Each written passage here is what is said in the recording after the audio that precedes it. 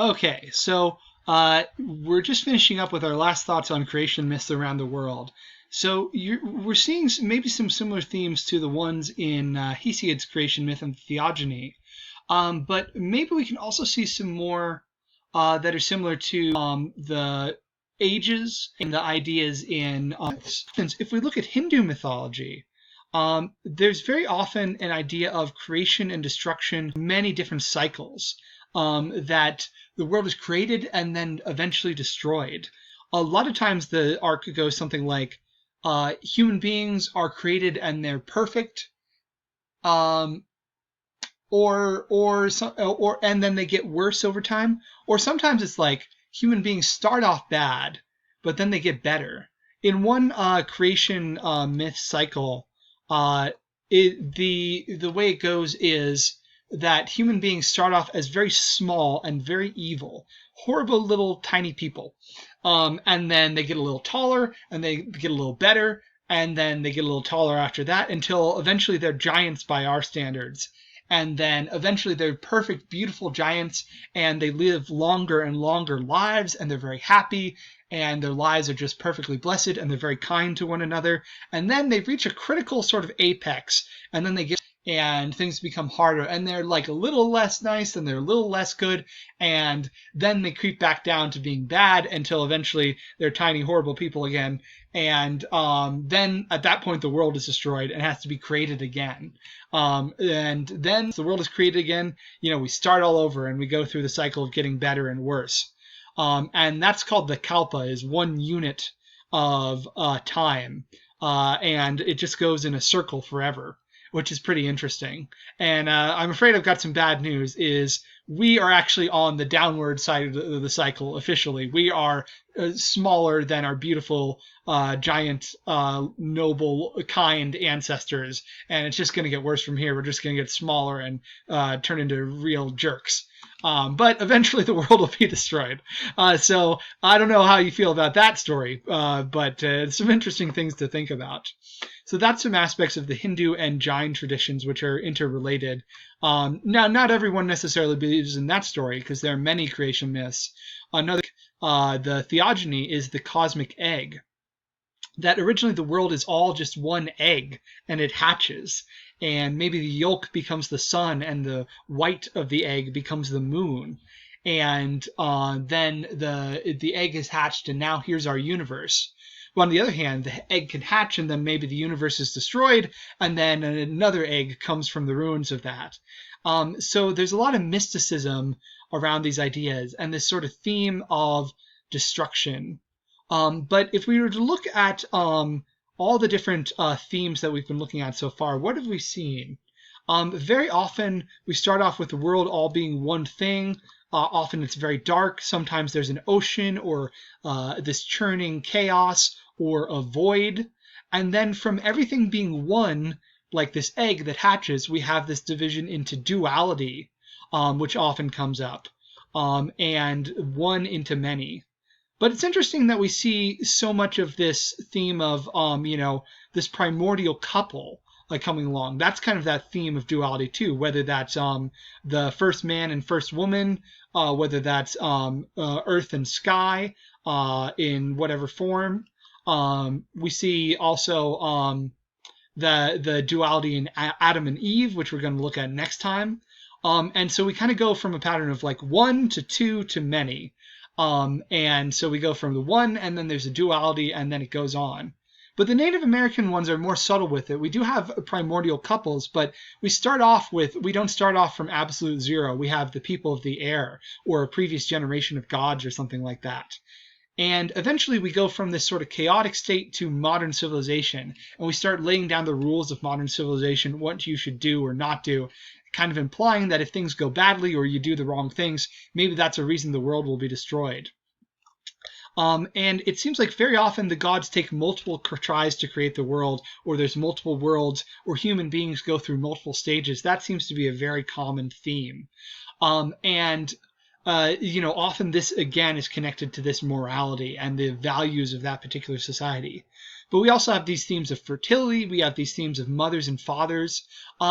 But yeah, you may have some interesting thoughts on what contrasts with the creation myth that we have, or sorry, with the creation myth of the Navajo people or any of the Native American peoples. What's different, and what do you think about those differences? And what do you think it says about these cultures? Or does it say anything? Is it just coincidence? Or do you think there's a deeper meaning going on here? That's something that we're going to dive into with the discussion questions for today. Additionally, these are also going to be themes that you guys are going to explore during the creation myth writing assignment. So the creation myth writing assignment, I'm going to put it out now. You guys have a few weeks to work on that. I'm going to put it in the content tab for today. But it's going to be due on Tuesday the 22nd. So 2.5 weeks from now. And that's going to come a little while after we're done with creation myths. But you guys have all had time to think about it and to work on that. And basically, the idea there is to pick a creation myth, and it can be any of the ones except and the works and days, I'm going to say. Because those ones I feel like we kind of talked about, whether it's one we looked at today or just one you've heard about and want to research in more detail, that will be, your goal will be to research that creation myth. And let me see if I can open the file here. Yes. Okay, so this is, oh no, today is the day of technical difficulties. Let's see. Sorry guys, let's see if I can pull this up here so I can give you some actual explanation. Just reveal my whole thing to you guys, why not? That's just what we gotta do. Sorry for technical stuff, guys. Hopefully we can, here I think is what we're looking at. Loading. Here we go. Okay, so here's the prompt. From any world mythology, and do some basic research on it. Look up websites if you want to look up books. The Front Range Library. I don't know how Front Range Library works right now, but you might be able to get some stuff out of there. You might be able to find books another way, or ebooks online. So any resources that you want to use to research a creation myth of your choice, other than the ones in the Theogony and the Works and Days. It could include any of the ones we talked about today. And your goal is to be able to, in about 1 to 2 pages, in sort of an organized way with organized paragraphs, give a basic summary of the creation myth. Then pick approaches, at least 2 approaches from our favorite handout, the tools for examining myths, and use them to analyze that myth. So you could analyze that myth for what rituals you think it might be connected to, or have found that in your research that's connected to. You could analyze it for the psychology or the sociology. You could analyze it for if it tells you something about history, any of those types of ideas, and explain what you think we can learn from those approaches. Next, you will explain what this myth has in common with other creation myths that we've looked at in class. So compare it to, any of the ones that we talked about today. We talked about a lot today. We can talk about the common themes and ideas with them. And, why would you say that this is a creation myth? How do you know that's a creation myth? And what would be sort of your way of defining a creation myth?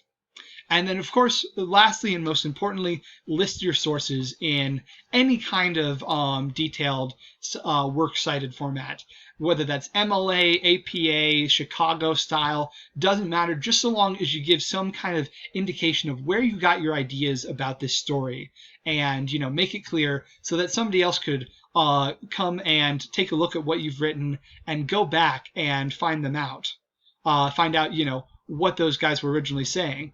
Yeah, basically just do that, because that's the whole point here, is to make sure that we are, getting some real accurate information from some people that we can trust. So you guys are kind of a link in that chain, and if you cite your sources correctly, that lets people go back and confirm, people like me, go back and confirm that those people are actually saying what you say that they said. So yeah, if you have any questions about this assignment, feel free to email me or post a message, or talk about in our optional meetings. Yeah.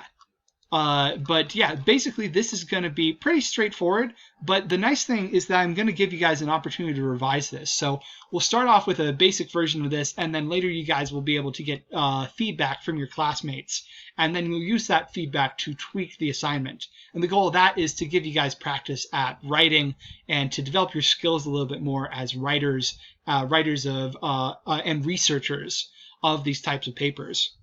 But you will turn that into me on the 22nd. By the end of the day, I'll have a Dropbox open on that day until midnight, and that will be in the assignments tab on D2L.